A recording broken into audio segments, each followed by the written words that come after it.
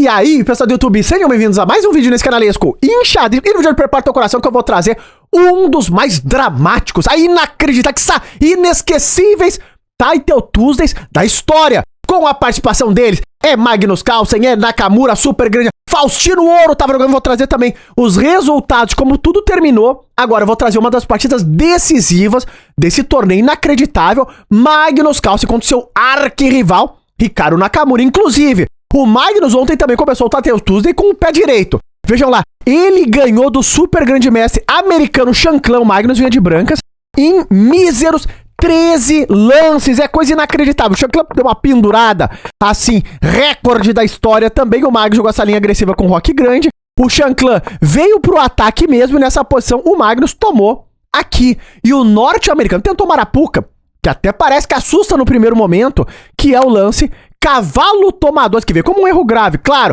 a ideia dele é que o Magnus tome com esse cavalo e leve mate, mas o Shankland esqueceu que o bispo ainda tá no jogo. O Magnus tomou aqui, o norte-americano foi abaixo. Então o Magnus ganhou essa parte daí que virou uma verdadeira sensação também. Agora, vamos ver, porque Bang, o Noruga, agora bate em uma pedra, porque na frente dele vem Hikaru Nakamura, o terror do Title Tuesday. E vamos ver, porque assim, o vencedor dessa partida é o campeão desse evento. Eu vou trazer no final os resultados, mas eu aviso, te segura na cadeira, prepara a pipoca, vamos à luta, que o xadrez sempre será agora.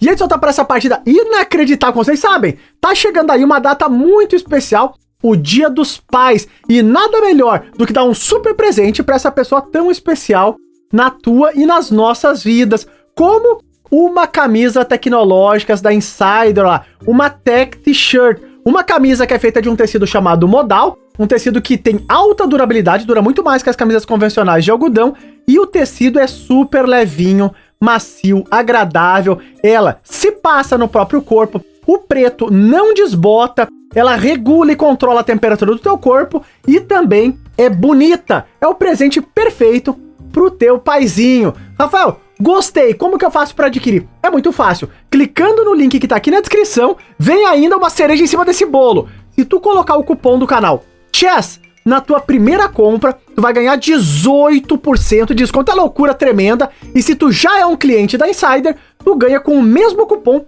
12% de desconto. Corre lá, que isso não pode ser mal, jamais. Uhul! Então, pessoal, aqui estamos nós, e de brancas, via Magnus Carlsen contra um dos seus arquirrivais, Hikaru Nakamura, na partida, que o vencedor será o campeão do evento. E tá lá, o Magnus botou uma hatch, mas vai transpor rápido para um ataque Larsen. Isso aqui é caos na tela, tem que ter cuidado, tá? Isso é veneno puro. Vejam que os dois jogadores vão botando as peças em jogo de maneira normal. O Magnus dá uma cravada nesse cavalo, pode preparar cavalo E5, ideias como essa. E o Naka, o fino, vejam lá, F6. Parece um lance mais raro, mas ele controla aqui, prepara o avanço, inclusive combina com a posição que limita o futuro bispo de B2. Vejam como trabalha a cabeça desses jogadores. Bom, o Magnus seguiu desenvolvendo, o Naka ganha espaço no centro, e agora vem a troca, seguido de bispo A3, e a ideia do Noruga é pressionar o peão de C5, que é um plano muito interessante quando as pretas têm esses peõezinhos dobrados aqui na coluna C. Agora, vai entrar numa linha aqui que, pra mim, é de uma complexidade muito alta, difícil de jogar e de compreender todos os detalhes. Vejam que o Naka não deixa o Noruga rocar, e o Magnus, cavalo A4, segue no plano dele, fiel e tenso, dama 5 defendendo aqui, e agora o Magnus joga um lance, pra mim é difícil, que é o lance C4, porque parece que vai desmoronar tudo. Vejam lá, com a tomada, o cavalo vai ficando meio solto por aqui, a dama segurando meio que na ponta dos dedos, o peão em C4 caindo. Como é isso? Vejam que o Naka entrou nessa linha, ele tomou em C4, e essa é a ideia do Magnus. Eu não acho que isso aqui é preparação, acho que eles estão calculando ali no xadrez bruto mesmo, concreto, porque isso aqui é uma linha totalmente rara, mas tudo isso é lance de máquina. Então como que eles conseguem ter essa compreensão de avaliação das posições? É uma coisa complicada, porque, vejam lá, tá tomando aqui, que parece uma linha super caótica, também a ideia do Magnus é pressionar o peãozinho de C5, caso tu tome, né? Tá abrindo a dama em C5, e o Naka aqui jogou bispo B5, que é um dos bons. Vejam que, pra mim, essa linha aqui parece bem assustadora, porque tu não consegue rocar. E o pior de tudo, e se jogar dama B5, o que tu faz aqui? As máquinas dizem que as brancas estão melhores com o rei D1. Agora, até onde viu o Magnus numa variante como essa? Extremamente complicada, né? Porque se tu entra aqui agora tu joga rei C1 e se tomar em F2, as máquinas dizem que as brancas estão ganhando. Estão melhores e ganhando.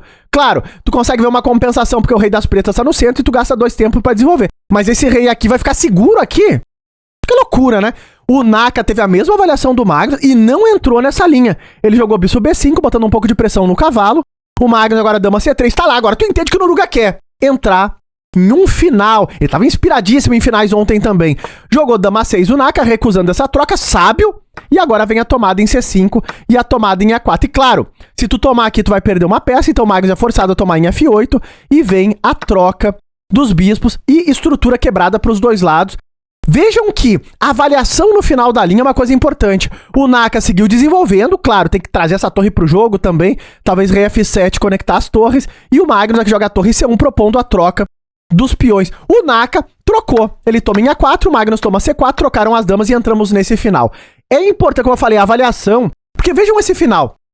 O Magnus tem uma pequena vantagem aqui, porque a torre dele tá mais ativa, as torres ainda não estão conectadas das pretas, embora a das brancas também não. Os dois jogadores vão conectar nos próximos lances, mas o Naka tem um peão isolado. E isso é um pequeno problema, bem característica do Magnus. Pega pequenininhas vantagens e vai incrementando até que isso vira um problema grave na posição do adversário. Agora, isso é uma partida relâmpago, então vamos ver se ele vai conseguir executar uma ideia como essa. O Naka conecta as torres, o Magnus do mesmo modo, torre B8 luta pela coluna, torre C1, e depois que o Naka infiltra a torre pra buscar as atividades, aqui tu já começa a sentir um leve desconforto nas pretas com o lance torre A4. Porque vejam lá, o Magnus com esse lance mantém a torre dele ativa, tá defendendo, mas tá atacando. Vejam que a torre de A8 não consegue entrar no jogo. Então, um desconforto. Ao mesmo tempo, o cavalo não pode saltar, senão tu perde aqui. E assim o Magnus vai criando problemas. Em contrapartida, o cavalo do Noruga tá uma verdadeira porcaria. Vejam lá, não tá jogando e também não tem perspectivas de jogar tão cedo. Vejam como o Magnus vai trabalhar isso. Rei E6 jogou o Naka e imediatamente, nesse lance, o Magnus já busca atividade pro cavalo dele. Isso é muito importante. Quando a gente tá jogando as nossas partidas, tentar botar as nossas peças em postos onde elas estão jogando um pouco melhor. Mais ativas, tocando mais casas, criando mais problemas, o Magnus vai passar o cavalo pra uma casa mais ativa, que sai a casa de C5 ou a casa de E4. A5 jogou o Nakamura. Ganha um pouco de espaço, a torre segue escravizada ainda, mas ganhou umas casinhas, então de um certo modo ele também ativou um pouco mais, cavalo D3, torre B5, e agora o Naka tá defendendo o peão e a torre pode ficar livre. Essa é a ideia do norte-americano. O Magnus aqui jogou o checolino, e depois de rei D6 ele bota o cavalo numa casa muito melhor.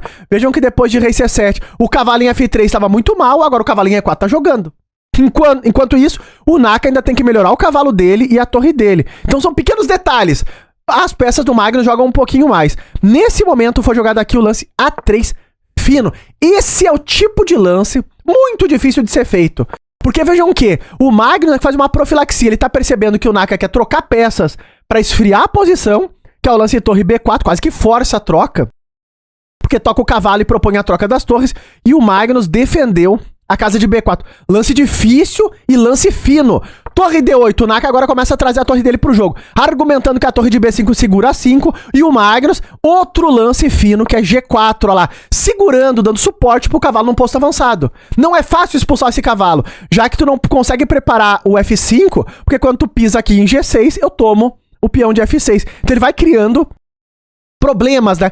Rei B6 tá jogado, a ideia do Nakamura é controlar agora de rei o peão de A5 e deixar a torre de B livre pra jogar. O Magnus agora, percebendo que a torre já não tá fazendo nada por ali, essa torre ia infiltrar, ele começa a pressionar de novo em C6 pra que o cavalo não se solte. Então ele vai mantendo a posição presa, o Naka é um zagueiro, aqui o Naka joga a torre B3 e falou, agora já era.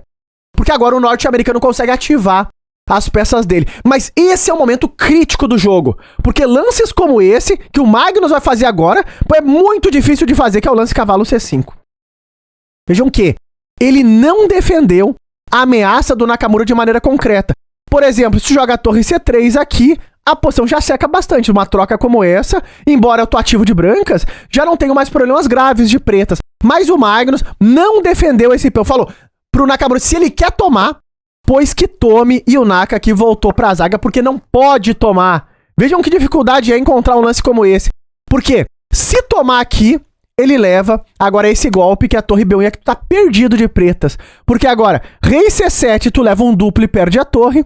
E com rei A7, tu leva outro duplo e perde o cavalo. Então, cavalo C5 aqui, pois é uma bomba terrível. O Naka é zagueiro, ele defendeu de novo. Passou a torre pra B5, o Magnus agora começa a invadir com o cavalo tá ativo, toca G7, o Naka defendeu, e H4, olha lá, expandindo nesse flanco do rei. G6 pra deixar a torre livre, e o Magnus aqui fica parado, aguardando pra onde vai o norte-americano, o Naka volta pra zaga, e aqui de novo, o Magnus, F4, ela segue expandindo, ainda tem esse tema que agora o cavalo não tá tão bem, E6 de novo, ele vai reciclar o cavalo, o Naka busca atividade com o cavalo em D5, e o Magnus aqui troca, e agora joga cavalo C5 de novo, criando outra ameaça. Com a troca, o peão de E5 agora tá isolado, são 2 peões isolados aqui. Tem a ameaça de cavalo C7, cheque, pega o peão. O Naka, por isso, defendeu essa casa. E o Magnus, cavalo D3, atacando o peão do mesmo jeito, só que por outra ponta. Então vejam que todos os lances do Naka vêm com alguma ideia de defesa. Está sempre ameaçando alguma coisa o Magnus. A posição não esfria, um terror. Cavalo F6 jogou agora o norte-americano, argumentando que o peão de E4 tá aos frangalhos, e o Magnus jogou A4, e aqui tu percebe os problemas. Vejam lá, a torre vem para D5, e agora E4, enxotando a torre daqui, e depois de torre D6, vejam que o Magnus vai conseguir defender o peão dele em boas condições. Cavalo toma E5, e como ele faz isso eu não sei. Uma magia! Nos finais, é uma coisa inacreditável o que o Magnus conseguiu fazer aqui, mantendo iniciativa, pressão até que a posição vai desmoronando. É coisa e mesmo no apuro do relógio, todos os lances é de máquina. O Naka agora jogou esse, argumentando que E4 vai cair, só que o Magnus joga G5, propondo as trocas com o peão passado, o Naka recusou mantendo a atenção e agora D4 tá lá. Cavalo num posto avançado, pressão aqui e o rei tá melhorando, é isso que vai ser jogado, jogou torre D6, já tem até a ideia de jogar D5 aqui, mas primeiro o Magnus melhora a posição dele, controla os saltos do cavalo, limitando as peças do norte-americano e depois de torre E7, aqui o Naka foi abaixo. Não tinha mais como segurar uma posição como essa. Tinha ameaças de torre C5, cavalo C5, cheque duplo, cai o peão de A5, jogou esse, aqui caiu a paçoca toda, cai C6, e depois de rei B7, o Magnus joga a torre C5 pra pegar esse, não tem defesa, o Naka abandonou uma das partidas de finais que poderia entrar em qualquer livro. É coisa assustadora. Rafael, mas por que abandonou? Porque se tu tentar defender, eu posso simplesmente tomar aqui,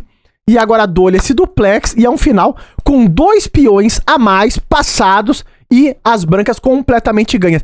Fica de olho na precisão e resultados. E tá no ar a precisão desta guerra. Vejam que o Magnus, mais uma vez, jogou como uma máquina, próximo de 92%. Esse cavalo C5 foi um dos lances críticos da partida, não defendendo o peão de A3 e criando novas ameaças. E sim, o Nuruga foi o grande campeão, com quase um recorde. 11 rodadas, 11 vitórias. Isso aqui é coisa muito difícil de acontecer no Title Tuesday, mesmo para jogadores que jogam aí sempre esse evento como o Nakamura. O Magnus conseguiu essa façanha de 11 em 11, sendo campeão. Vejam que tivemos Faustininho jogando também. O Faustininho ficou na 13ª colocação, que é uma posição muito boa. O Faustino não é um jogador tão ativo no Title Tuesday, mas teve um excelente desempenho. Inclusive, quero trazer algumas partidas aqui pro canal também. Tá lá, se tu ficou tão impressionado e assustado quanto eu com esse resultado do Nuruga, comenta aí embaixo, tô curioso pra saber se tu gostou do vídeo. Não esquece daquele likezão e até os próximos vídeos!